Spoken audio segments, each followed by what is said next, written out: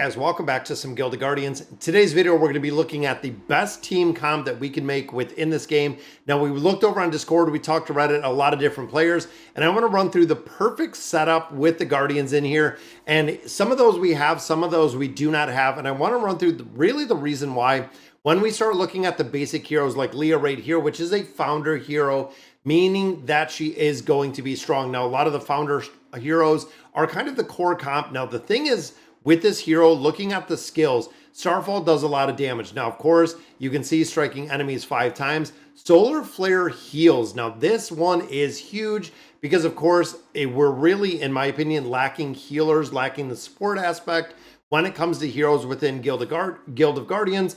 But overall, you can see this has restores HP equal to 150% of attack to nearby allies. So if you buff up her attack, this is going to be a massive heal. Now, increases attack by 10% for 6 seconds. This goes up to 30%, and then you couple it with a crit rating increase.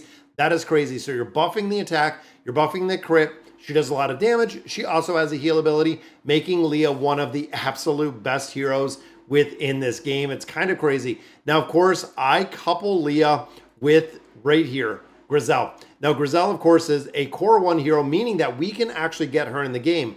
You have to remember the core 1 heroes and then also the first generation heroes we can get in the game. The founder heroes, we cannot. So there are a few in here, just going through here, that either you're going to have to purchase through like a token trove, or you're not going to have the ability to get the founder ones. These are not the free-to-play NFTs that you can pick up.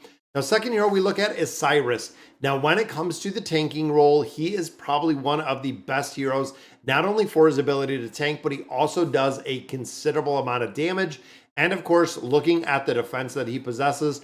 So here, again, when you look at damage, 350% of the attack is physical damage and activates Curse Blade. So pretty cool for 15 seconds. Then, of course, Piercing Strike. This, again, launches 2 additional Sword Blasts left to right. He can hit multiple enemies at the same time with this because it is AoE, AoE, AoE. That is right. Doing physical damage. Then the Curse Blade, if it's active, he forms a protective area, which of course is going to damage reduce. And then he comes with his own damage reduction. Damage taken from enemies in front of him is reduced right now by 40%, but this goes up to 70%. Now, this is super important with the tempered defense because when you start getting higher into this game and the enemies start heading harder and harder, he is going to have the ability as a tank to be able to take that hit and not actually die, which is really cool. Now, looking at Grizel, again, this is a core 1 hero, so I'm going to show you a couple different comps in here that we can use. So looking at Grizel, Grizel is very cool with the Ghost ability. This gives the hero that she follows, which is the hero that always has the highest combat power. She follows the hero, allowing them to ult multiple times, which is the reason why I have Grizel right now following Leah, because Leah does a lot of damage with the ultimate ability. So we are chaining the ults that Leah can do. Again, as long as I can keep my tanks up, it works incredibly well with the chaining of the ultimate abilities. And of course, looking at the crowd control. So where we have Cyrus, that can take a lot of damage. In here, if the target's feared, they're not doing any damage. Even looking here, if the target is stunned, they are not doing any damage. When you start, again, getting into that higher level deficiencies or the higher really content within here, you have to be able to crowd control. You have to be able to survive some of the boss modes because it's very imperative. And then, of course, this hero comes with a heal. So Grizel has a heal, Leah has a heal, and then we have a big damage reduction right there on Cyrus, which is really cool. Now, some of the other heroes to build out this formation, I do not have. So I'm going to hop into the Guardian decks, and I have a list of heroes that I want to pick up. And of course, number 1 on this list is right here. So Tavros is a massive hero. And again, thinking about a support hero, even though right here it is damage. So in a support aspect, allowing the enemy not to kill you. Affected enemies suffer fatigue, reducing the attack speed by 50% for 5 seconds.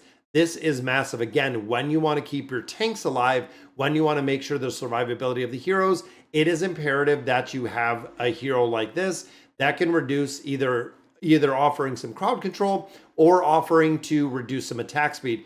Then we have a heal. Void Ghost comes up for 6 seconds. That will heal all allies every second for up to 110% of the attack rating that Tarvos has, which means you're going to have a massive 6-second heal in a combination running Leah in there, running Grizel in there, running a couple other heroes. You can see how we're kind of stacking heals on heals on heals. And then, of course, looking at some of the other ones right here, the Abyssal Imp controls a random enemy. Again, gonna attack with the basic attack, and then all allied guardians gain 60% attack speed, which is crazy. So when you think of Tarvos and you are putting Tarvos with Leah, Leah's buffing the crit, buffing the attack. Tavros is buffing the attack speed. So super, super broken combination in there. And then, of course, looking a little bit further down, this hero, Gila, and then one more is just, again, kind of broken. So if I did have a copy of Gila, if I did have her, I would actually drop out Grizel, put her into a combination, and then I would run because, of course, this, again, is the crowd control. Charms all enemies in a frontal arc. So you can control and charm everybody. Duration lasts for 7 seconds. That is a very long charm on the enemies. Then, of course, right here, the magic damage removes 100 of the target's energy. So there's an energy disintegration right there.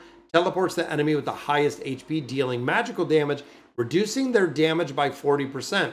So again, survivability aspect, very, very strong in there. And then, of course, supplements in battle every 25 seconds, maximum of 2 times. If she takes lethal damage, she sacrifices the ability or the summon, the spawn to avoid death. Now, of course, spawn time reduced to 5 seconds. So you have a cheat death. If this hero takes fatal damage, they're going to go ahead and use this one. And of course, they continue to come up. So if the hero continues to take damage, that is right, she is not going to die. And the last one we're going to look at in this is Harkuk. So this, of course, is a warrior, but let's run through these abilities.